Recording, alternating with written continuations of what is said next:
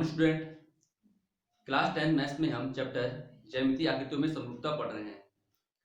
आज हम पढ़ेंगे प्रमेय 5। इसमें आपको बोला गया है दो त्रिभुज ए बी सी और डी ई एफ है, जिसमें उसका एक कोण, दो त्रिभुज का कोई सा भी एक कोण आपका बराबर है। ठीक है, तो यहाँ पर हम जो प्रमेय दिया है उसको पहले लिख लेते हैं। प्रमेय 5 में बोला है दो त्रिभुज का कोई भी एक कोण बराबर है, कोण ए बराबर हमने ले लिया कोण डी, और इस कोण को बनाने वाली जो भुजा है वह समानुपाती है। मतलब ये कोण मैंने लिया तो इसको बनाने वाली भुजा है ए बी अपॉन ए सी बराबर D E upon D F, ये समानुपाती है। तो हमको सिद्ध करना है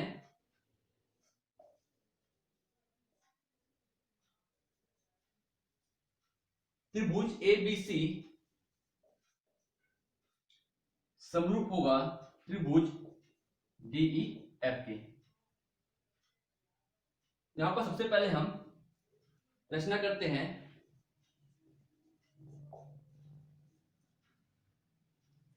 हम इस त्रिभुज में दो बिंदु इस प्रकार लेते हैं कि वह ए बी और ए सी के बराबर हो।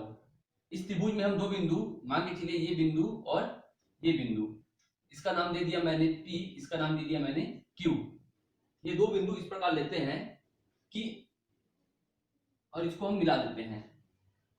इसके बाद हम यह कहेंगे कि AB बराबर DP और AC बराबर DQ है। ठीक है, रचना करते हैं।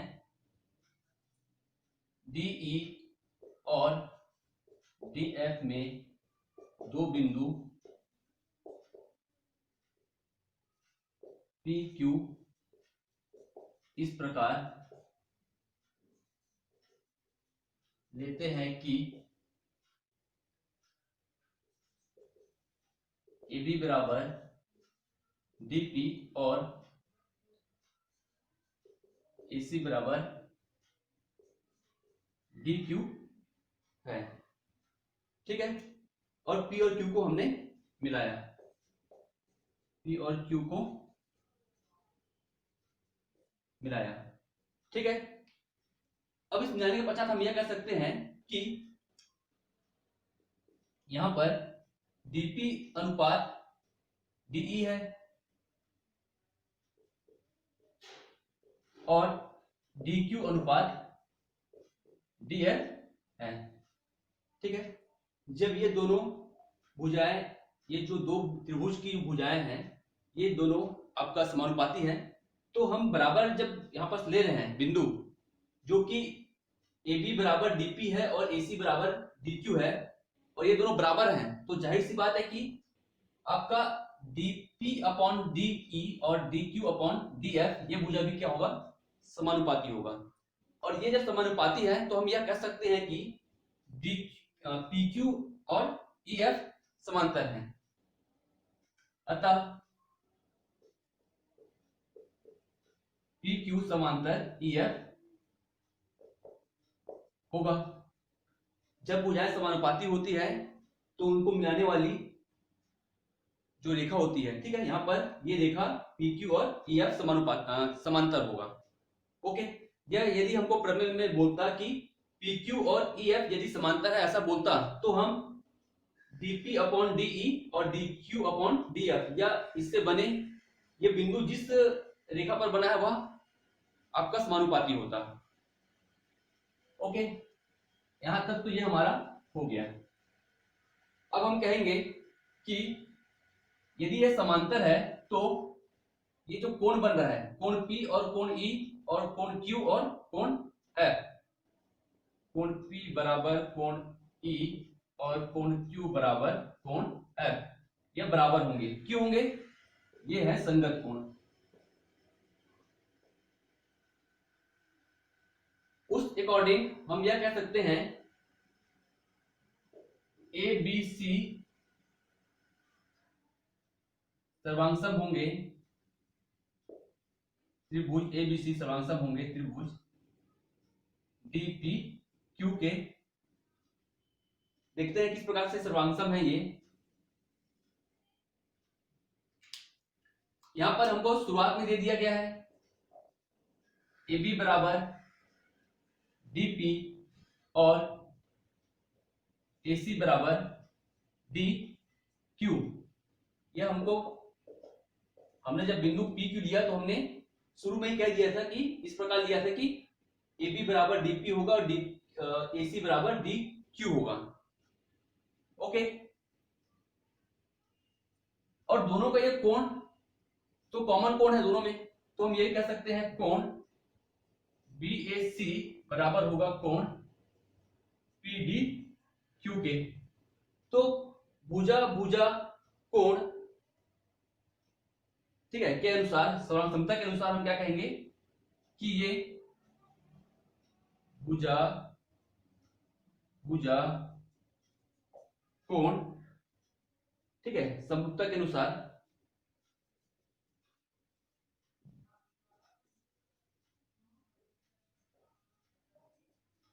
ये आपका त्रिभुज ए बी सी और त्रिभुज डी पी क्यू सर्वांगसम है, सभी अंग समान है, यहां तक कि कोण भी समान है। यदि भुजाएं समान है तो समूह कोण भी बराबर होंगे। तो इस अकॉर्डिंग हम यह कहेंगे कि कोण B बराबर कोण E, ये कोण B और कोण E भी बराबर होंगे और कोण C बराबर कोण F ये आपस में बराबर होंगे। ओके, और यानी हम यह कह सकते हैं कि त्रिभुज ए बी सी समरूप होगा त्रिभुज डी ई एफ के। हमने इस त्रिभुज को और ये जो त्रिभुज बना है डी ई एफ, इसको समरूप कहा, इसलिए कहा। यहां पर देखिएगा, यदि हम इसको और इसे रिलेट करें तो हम क्या पाते हैं, हमको यहां पास मिलता है कि कोण P बराबर कोण E है और यहां पर कोण E बराबर कोण B है। तो देखिएगा कोण P ये वाला कोण, कोण E ये कोण और कोण B ये कोण, ये तीनों तो बराबर है। उसी प्रकार कोण Q कोण F, कोण Q बराबर कोण F बराबर, ठीक है, यहां पर C और ये आपका कोण C, कोण Q और ये F और ये C, ये तीनों भी क्या है, कोण आपस में बराबर है। तो इस अकॉर्डिंग इसके हिसाब से हम कह सकते हैं कि ये त्रिभुज ABC और ये त्रिभुज आपका जो बना है DEF, ये आपका समरूप त्रिभुज होंगे। ठीक है,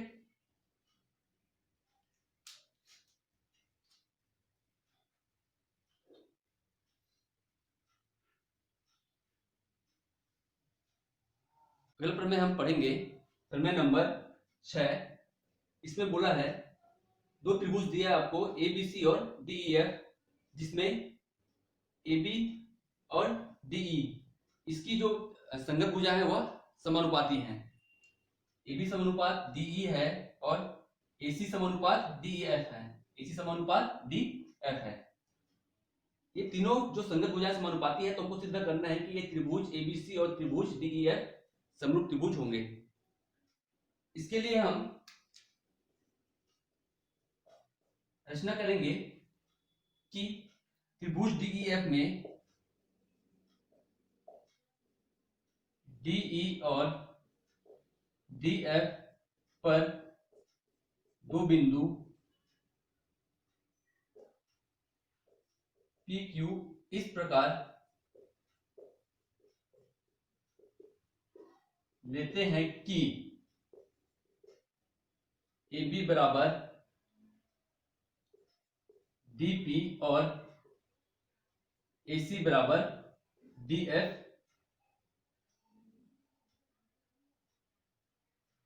DQ होगा। इस त्रिभुज में हम दो बिंदु मान के चलिए, एक बिंदु और ये दूसरा बिंदु इस प्रकार लेंगे और इसको मिलाते हैं ये नाम दिया P, ये नाम दिया Q, कि AB और ये DP बराबर हैं और AC और DQ ये आपस में बराबर हैं। तो हम कहेंगे DP अपॉन DE और DQ अपॉन DF समानुपात होंगे। कारण क्या है आपका, यहां पर देख लीजिएगा। कारण हमारा यह है कि इसके अकॉर्डिंग, ठीक है, ये AB अपॉन DE और हमको दिया है यहां पर AC अपॉन DF, ठीक है। और यह तो हमने इस प्रकार लिया ही है। क्या लिया है, AB बराबर DP और AC बराबर DQ तो हमने लिया ही है, ठीक है। तो इस अकॉर्डिंग यह भुजा भी समानुपात होंगे। DP और अपॉन DE और DQ अपॉन DF भी समानुपात होंगे। समानुपात है तो इसको भुजाओं को मिलाने वाली रेखा PQ और EF समांतर होगा। ये समांतर है तो यहां पर जो बनने वाला कोण है, कोण P बराबर कोण E और कोण Q बराबर कोण F होगा। कारण है संगत कोण। तो हम यह कह सकते हैं त्रिभुज DPQ समरूप है त्रिभुज DEF के। ओके, ये दोनों त्रिभुज DPQ और DEF समरूप होंगे तो यहां पर कोण A बराबर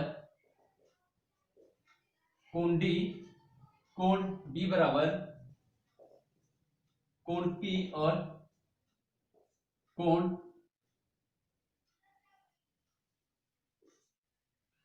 E और कोण C बराबर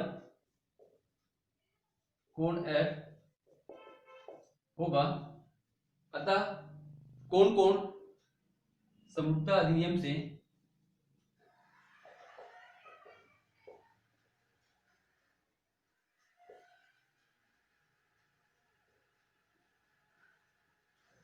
त्रिभुज ABC समरूप होगा त्रिभुज DEF के, ठीक है। सबसे पहले हमने इस त्रिभुज में रचना किया। रचना में हमने क्या किया, P और Q इस प्रकार लिया कि आपका ये जो भुजा है पहले जैसा ही ये भुजा और ये भुजा और ये भुजा और ये भुजा बराबर है। और प्रश्न में हमने पहले हमको दे दिया है कि ये जो त्रिभुज की भुजाएं हैं, ठीक है, ये छोटा त्रिभुज और बड़े त्रिभुज की जो पूरा भुजा है वो आपका समानुपाती है। तो हम यहाँ पर जो बिंदु लेंगे तो ये भुजा भी आपस में क्या होंगे, समानुपाती होंगे।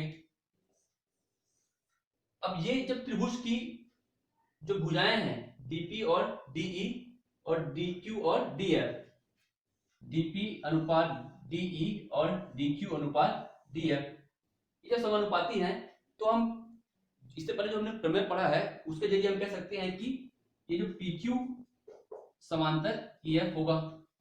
और जब PQ समांतर EF है तो कोण भी क्या होंगे, समान होंगे। भुजा यहां पर भुजाएं समानुपाती है, कोण समान है, तो त्रिभुज DPQ और जो त्रिभुज बना है आपका DEF ये भी समरूप होंगे। जब दोनों त्रिभुज समरूप हैं और भुजाएं पहले से समानुपाती हैं तो हम यह कहेंगे कि आपका कोण A और कोण D, ठीक है, कोण B, कोण E और कोण C बराबर कोण F होगा। तो कोण कोण समरूपता अधिनियम से यह आपका यदि किसी त्रिभुज कोई त्रिभुज समरूप है तो उसकी जो संगत कोण है वह आपके समान होंगे। या इसके विपरीत यदि किसी त्रिभुज के जो कोण यदि समान है तो वह त्रिभुज आपका समरूप त्रिभुज होगा। ठीक है, तो हमारा त्रिभुज एबीसी और त्रिभुज डीईएफ समरूप होंगे।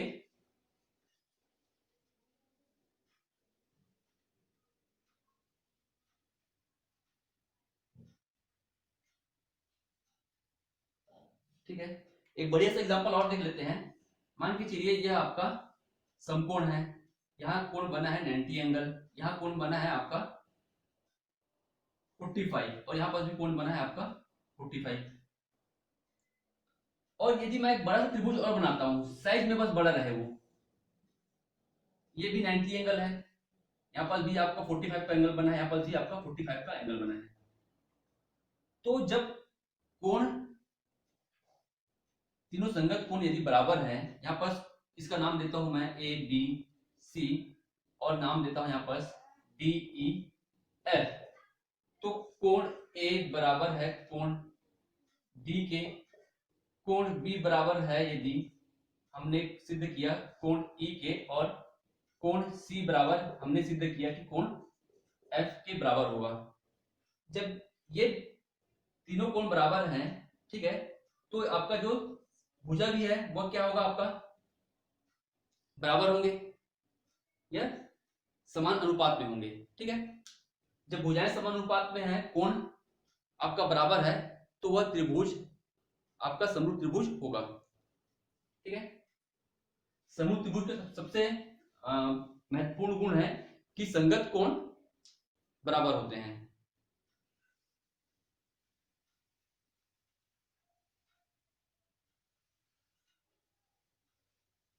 अगला प्रमेय हम पढ़ते हैं, प्रमेय नंबर 7।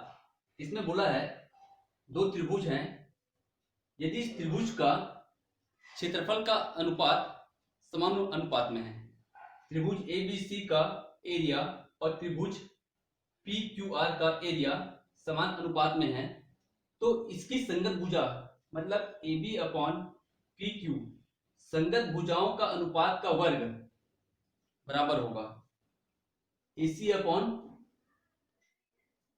PR का वर्ग।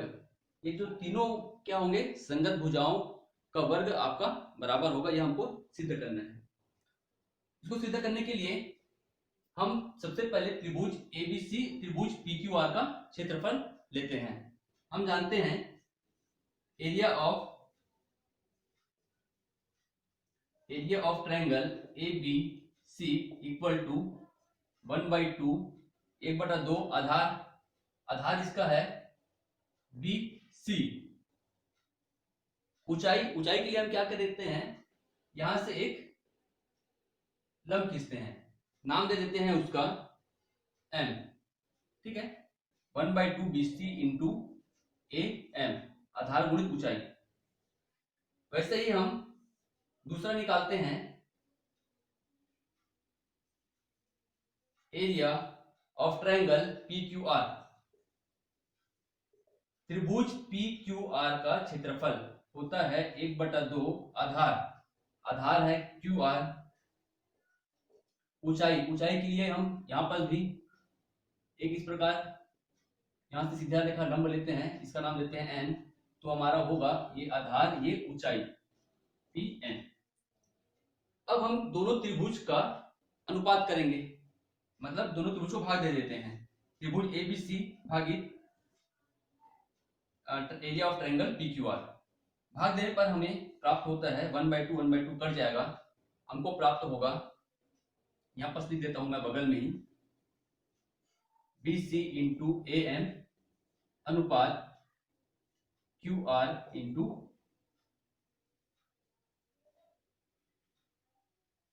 AN QR इंटू PN है। ठीक है, PN हमको त्रिभुज में बोला है कि ये जो त्रिभुज है ये आपका क्या है, पहले समरूप है। ये प्रश्न में दिया है, प्रश्न में हमको दिया है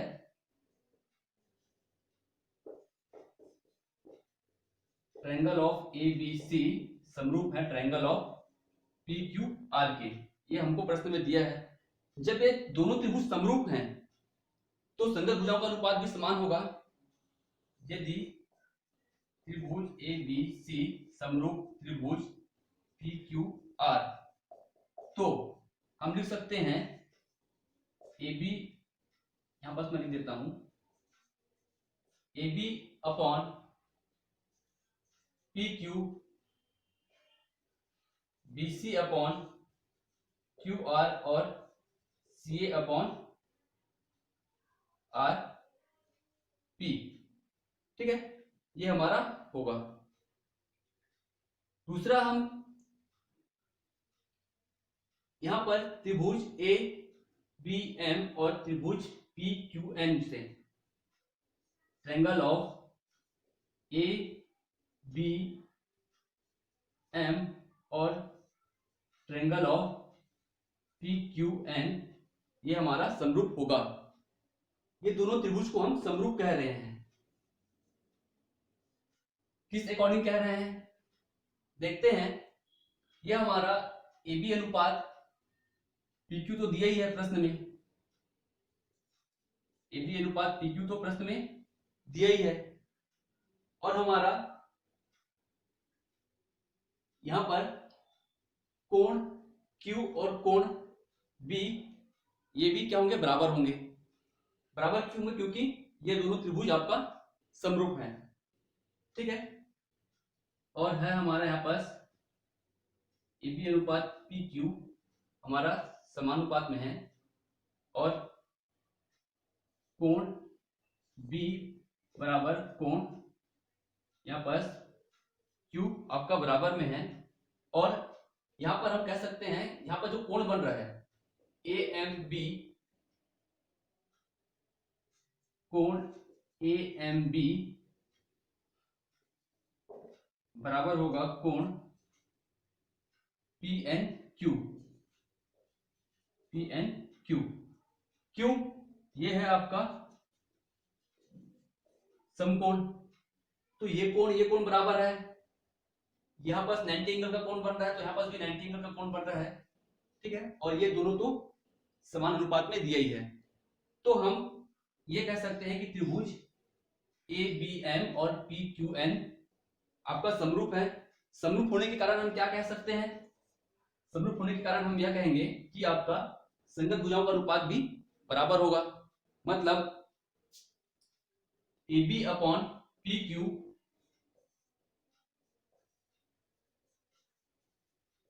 बराबर A M upon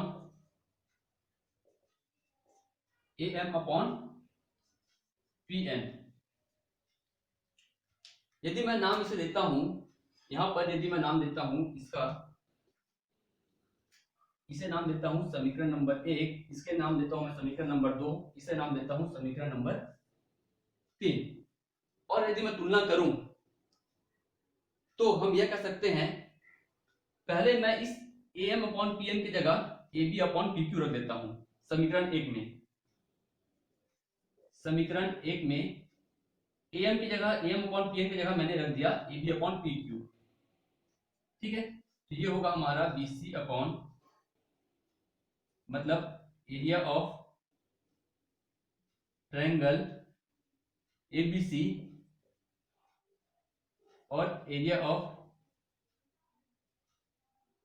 triangle P Q R equal to क्या आएगा, A M upon P N की जगह मैंने रख दिया ए बी और पी क्यू, तो B C into A M की जगह मैं क्या रखूंगा, ए बी, और वैसे ही Q R into P N की जगह मैं रखता हूं P R, sorry P Q. ठीक है, यहां पर देखिएगा बीसी और क्यू आर भी तो क्या है, बीसी और क्यू आर भी तो A B upon P Q के बराबर है। तो पुनः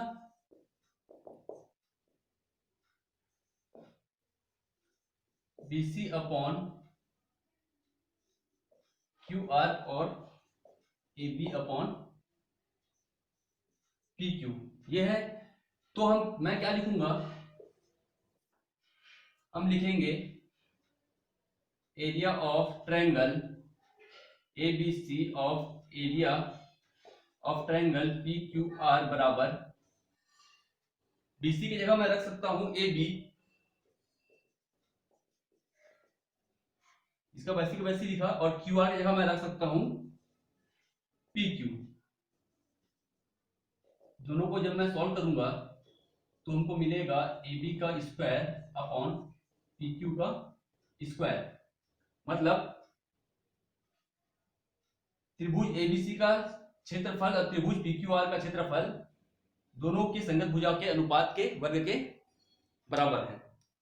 तो जैसे हमने AB बराबर PQ का स्क्वायर यहाँ पर सिद्ध किया है, वैसे ही हम BC अपॉन QR और CA अपॉन RP का स्क्वायर भी सिद्ध करेंगे। बुक में ये प्रमेय आपको दिया है, आपको प्रमेय नंबर 6, 5 और ये प्रमेय नंबर 7, ये तीनों कॉपी में बनाना है। ठीक है।